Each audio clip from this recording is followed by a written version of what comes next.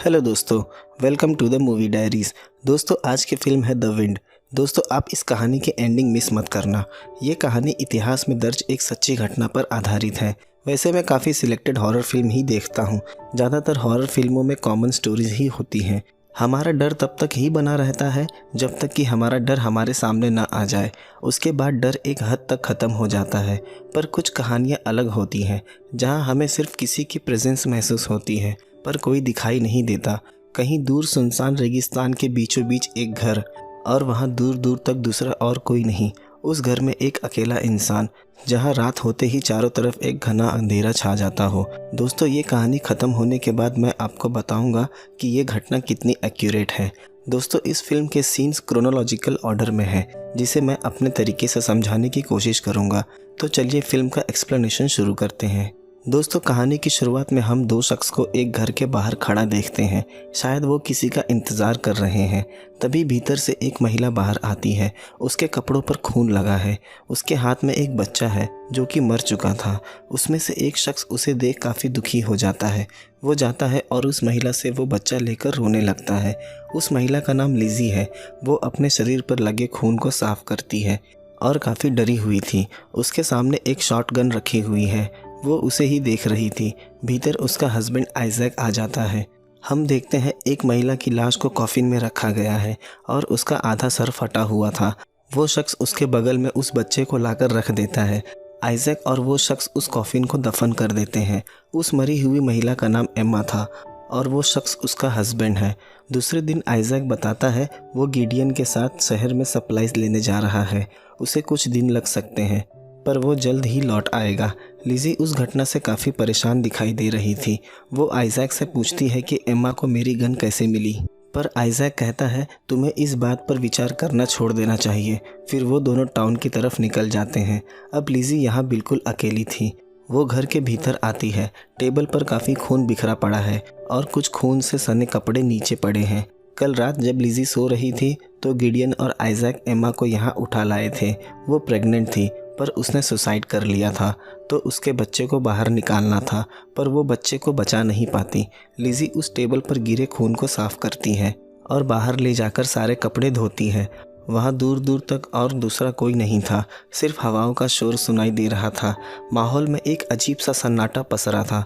वो कपड़े धोकर सूखने के लिए डालती है। तभी देखती है सामने दो जंगली भेड़िए आ गए हैं।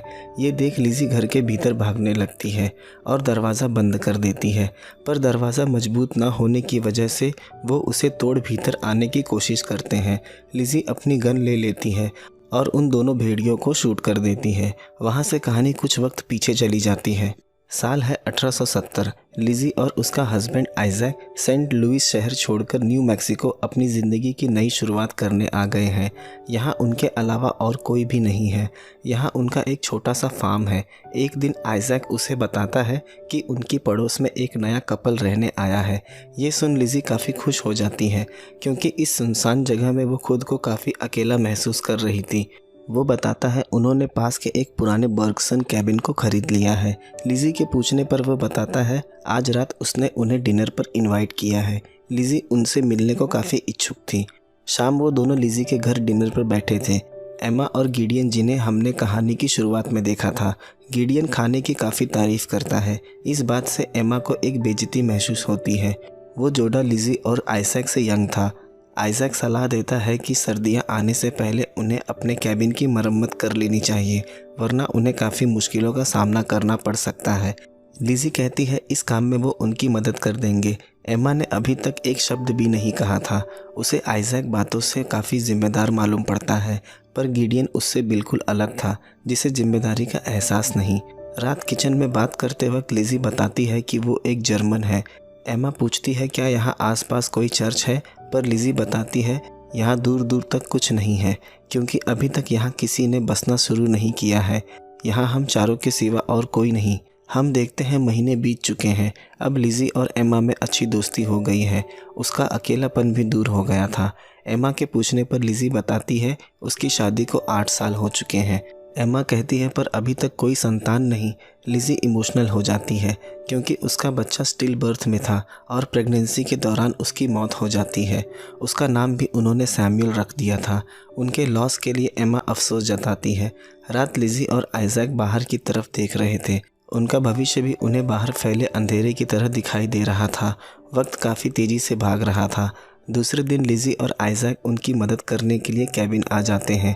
वहाँ लिज़ी बीज लगाने में एम्मा की मदद करती है, पर एम्मा बताती है उसे यहाँ अच्छा नहीं लगता।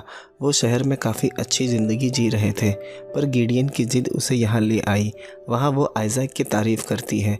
वो काफ़ी मेहनती और ज़िम्मेदार है और वहीं गिडियन में ऐसी एक भी खूबी नहीं। थोड़ी देर बाद एम्मा उन्हें पानी देने जाती है। वहाँ वो आइजैक को अपने हाथ से पानी पिलाती है। लिज़ी दूर खड़ी ये देख रही थी। शायद अब एम्मा आइजैक की तरफ आकर्षित हो रही थी। दूसरे दिन दोनों एक पेड़ के नीचे बैठे थे। एम्मा बताती है ये जगह काफ़ी अजीब है। हर वक्त दिमाग एक भ्रम पैदा करता है। एक रात जब लिज़ी और आइजैक सो रहे होते हैं तो दरवाजे पर एक दस्तक होती है। दरवाजे पर गिडियन काफ़ी घबराया हुआ खड़ा था। वो कहता है एम्मा ठीक नहीं है। दोनों उसके साथ कैबिन चले जाते हैं। लिज़ी उन्हें बाहर रुकने के लिए कहती है। वो भीतर देखने जाएगी। वो देखती है एम्मा काफ़ी डरी हुई बेड के नीचे छिपी है और कुछ शब्द बड़बड़ा रही है। एम्मा कहती है बहुत जल्दी ही वो उसे लेने आ रहा है। लिज़ी को कुछ समझ नहीं आता क्योंकि यहाँ उनके अलावा और कोई नहीं था। एम्मा कहती है इस जगह के साथ कुछ तो गलत है, हमें यहाँ नहीं होना चाहिए। एम्मा प्रेग्नेंट थी। वो कहती है वो उसका बच्चा लेने आ रहा है, पर लिज़ी को अब तक पता नहीं था कि एम्मा प्रेग्नेंट है। काफ़ी कोशिश करने के बाद भी एम्मा वहाँ से बाहर नहीं आती। लिज़ी को लगता है शायद एम्मा किसी मानसिक तनाव से गुजर रही है और उसे रेस्ट की ज़रूरत है। वो एम्मा को क्लोरोफॉर्म देकर बेहोश कर देती है। उसे क्लोरोफॉर्म देते वक्त लिज़ी के चेहरे पर चोट आ गई थी। वो आइजैक से कहती है कि गिडियन को उसे शहर लेकर चले जाना चाहिए, शायद वो वहाँ ठीक रहेगी। वो आइजैक से एम्मा की प्रेगनेंसी का जिक्र करती है, पर लिज़ी को नहीं लगता कि एम्मा प्रेग्नेंट है। हम देखते हैं वक्त बीत गया है और एम्मा सच में प्रेग्नेंट है। लिज़ी उसे बुक रीड करके सुना रही है, पर एम्मा ने अभी तक अपने बच्चे का नाम नहीं सोचा। एम्मा उसे बताती है उसने कुछ देखा है। रात होते ही उसे कुछ दिखाई देने लगता है और अजीब आवाज़ें सुनाई देती हैं। उसने इस बारे में गिडियन को भी बताया, पर उसे यकीन नहीं हो रहा। लिज़ी कहती है ऐसी जगहों पर ऐसी चीज़ें आम सी है। एम्मा बताती है जब वो यहाँ आ रही थी तो उसने रास्ते में कई कब्र देखे थे, शायद ये वही स्पिरिट्स हैं। पर लिज़ी उसे शांत करवा देती है। वहाँ लिज़ी को याद आता है जब वो प्रेग्नेंट थी और यहाँ पूरी तरह से अकेली थी। आइजैक भी शहर से बाहर गया हुआ था। रात वो चेयर पर बैठी थी। बाहर दरवाजे पर ठोकने की आवाज़ आती है, पर लिज़ी को लगता है शायद ये उसका वहम है क्योंकि आइजैक कल सुबह शहर से आने वाला है। पर दोबारा से ठोकने की आवाज़ आती है। वो उठकर दरवाज़ा खोलती है, पर बाहर कोई नहीं था। बस ज़ोर की हवाएं बह रही थी, पर उसे महसूस होता है कि बाहर कुछ है। वो जल्दी से दरवाज़ा बंद कर देती है। वो जाकर फिर चेयर पर बैठ जाती है। वो ठोकने की आवाज़ फिर आती है, पर इस बार तेज़ थी। उसे लगता है शायद आइजैक ही होगा। वो उठकर दरवाज़ा खोलने जाती है, पर बाहर कोई नहीं। अचानक से घर में जल रही कैंडल बुझ जाती है और चारों तरफ अंधेरा छा जाता है। वो कैंडल को जलाती है, पर वो फिर बुझ जाती है। ये देख वो डर जाती है। वो जितनी बार माचिस जलाती, हर बार वो बुझ जाती है। तभी अचानक से चिमनी की आग जल जाती है। ये देख वो और डर जाती है और दरवाज़ा ज़ोर से खुलता है। ये देख वो डर से चिल्ला देती है। सुबह आइजैक आता है। वो देखता है लिज़ी एटिक में बैठी है। कल रात की घटना से वो काफ़ी डरी हुई थी।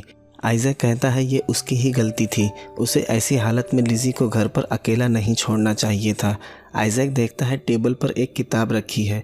उस किताब में एक डीमन की तस्वीर थी। वो लिज़ी से इस बारे में पूछता है। वो बुक एक डीमन स्टोरी की थी। आइजैक उसे इसलिए काफ़ी कुछ सुनाता है कि उसे इस तरह की घटिया बुक्स नहीं पढ़नी चाहिए। वो प्रेग्नेंट है, उसे इस पर थोड़ा विचार करना चाहिए। पर लिज़ी अपनी बात पर अड़ी थी कि उसने जो भी देखा वो सब सच था। आइजैक उस डीमन बुक को जला देता है।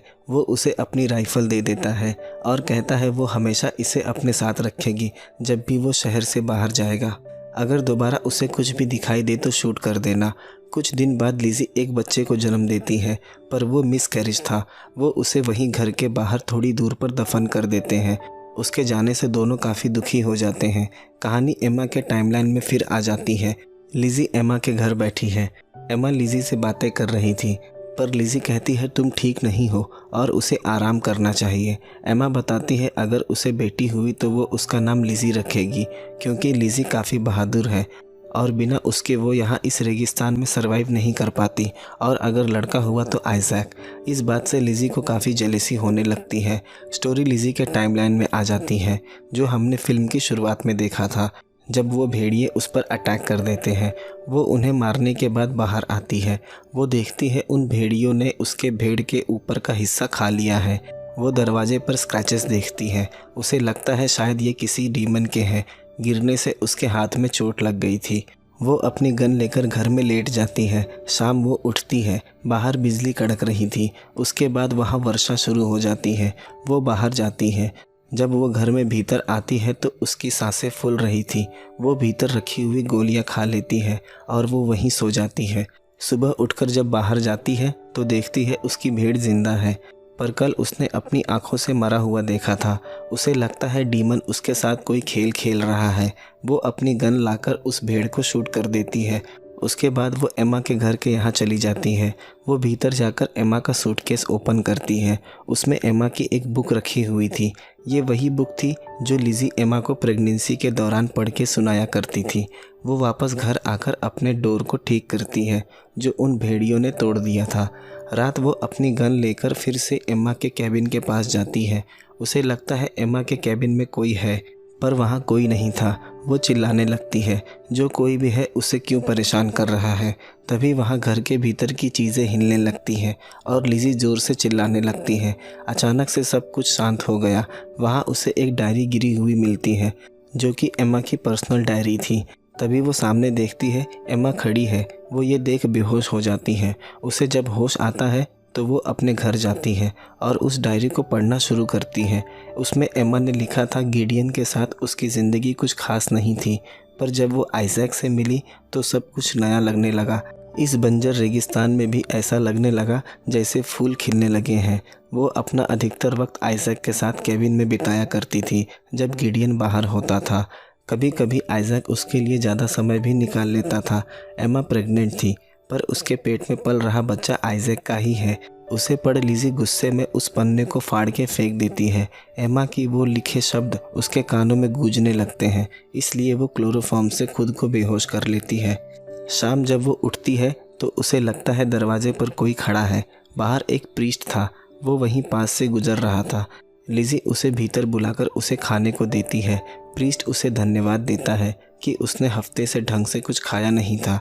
उसके पूछने पर लिज़ी बताती है उसका हस्बैंड काम से शहर गया है, कुछ दिनों में वापस आ जाएगा। प्रीस्ट बाहर आता है। लिज़ी बताती है शाम हो चुकी है। यहाँ से दूर सामने जो कैबिन दिख रहा है वो खाली है। आप चाहे तो आज रात वहाँ रुक सकते हैं। जाते वक्त लिज़ी उसे सूचित करती है अगर रात दरवाजे पर कोई भी दस्तक हो तो उसका जवाब मत देना। रात लिज़ी के दरवाजे पर एक दस्तक होती है। वो देखती है बाहर डरा हुआ प्रीस्ट है। वो उसे अंदर बुलाती है। वो लिज़ी से उस चीज़ के बारे में पूछता है। लिज़ी बताती है वो एक डीमन है। वो प्रीस्ट कहता है तो तुम इस जगह को छोड़कर चली क्यों नहीं जाती।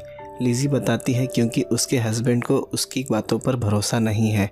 अचानक से उस प्रीस्ट की आंखें काली हो जाती हैं और उसका शरीर राख बन के हवा में उड़ जाता है। ये देख वो कैबिन से बाहर भागने लगती है। वो भागकर एमा के कैबिन में आ जाती है। सुबह वो देखती है प्रीस्ट की लाश उसके घर के बाहर पड़ी है। अब लिज़ी इन सब चीज़ों से थक चुकी थी। वो अपनी गन लेकर सुसाइड करने जाती है। तभी उसे सामने से आइजैक आता हुआ दिखाई देता है। वो रुक जाती है। आइजैक देखता है वो काफ़ी डरी हुई और बुरी हालत में है।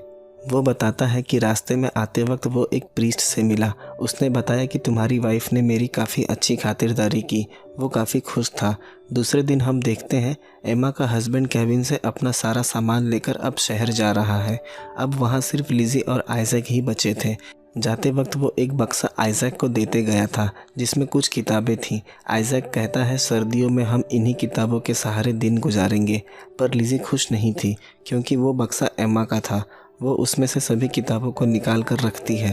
तभी उसमें से एक डीमन की बुक नीचे गिरती है। ये वही बुक थी जिसे आइजैक ने जला दिया था, पर वैसे ही सेम बुक एमा के पास भी थी। रात वही डीमन की बुक लेकर लिज़ी बैठी थी। आइजैक उसे देखता है कि उसने ये जला दिया था, ये फिर कहाँ से आ गई। लिज़ी बताती है ये एमा का है, उसके पास भी ऐसी किताब थी और एमा को भी चीज़ें दिखाई देती थी। आइजैक उस पर गुस्सा हो जाता है और कहता है वो ये बकवास और नहीं सुन सकता, ये सब इस बुक को पढ़ने का नतीजा है, इस बुक के वजह से ही एमा ने खुदकुशी की। आइजैक परेशान होकर बाहर चले जाता है। वो कहती है रात होने पर उसे बाहर नहीं जाना चाहिए। आइजैक उस पर चिल्लाता है कि बाहर कुछ भी नहीं है। वो जैसे ही दरवाज़ा खोलती है, बाहर एमा खड़ी थी। लिज़ी दरवाज़ा बंद कर अपनी गन उठा लेती है। तभी खिड़की से ज़ोर की हवा आती है और वो दीवार से टकराकर ज़मीन पर गिर जाती है। उसे सामने बैठा हुआ प्रीस्ट दिखाई देता है। दरवाज़ा खुलता है और वो ऊपर उठ जाती है। जब वो नीचे गिरती है तो उसके पेट में कैंची घुस जाती है और वो बेहोश हो जाती है। उसे होश आता है तो सामने आइजैक बैठा हुआ था और उसने उसके हाथ को बेड से बांध दिया था। आइजैक एमा की वही डायरी लेकर बैठा था जो लिज़ी ने पढ़ी थी। आइजैक उस डायरी को पढ़ इमोशनल हो जाता है। वो लिज़ी से पूछता है कि उसके पास ये डायरी कब से थी और एमा ने जब सुसाइड किया तो उसके पास लिज़ी की गन कैसे आई, पर लिज़ी उसकी बात का कोई जवाब नहीं देती। यहाँ हम फ्लैशबैक में देखते हैं एक रात एमा और लिज़ी बाहर थे। एमा के हाथ में उसकी गन थी। एमा कहती है उसने गिडियन से बात कर ली है और वो यहाँ से हमेशा के लिए चला जाएगा। उसके बाद मैं, तुम और आइजैक तीनों साथ मिलकर रहेंगे। लिज़ी उससे गन ले लेती है। ये सुन लिज़ी उसे शूट कर देती है। स्टोरी प्रेजेंट में आ जाती है। अब आइजैक को भी पता चल गया था कि एमा को लिज़ी ने मारा है। लिज़ी उसे अपनी रस्सी खोलने के लिए कहती है क्योंकि यहाँ कुछ है। वहाँ पड़े एक कांच के टुकड़े से लिज़ी अपनी रस्सियाँ काटने लगती है। वो अपनी रस्सी काट देती है।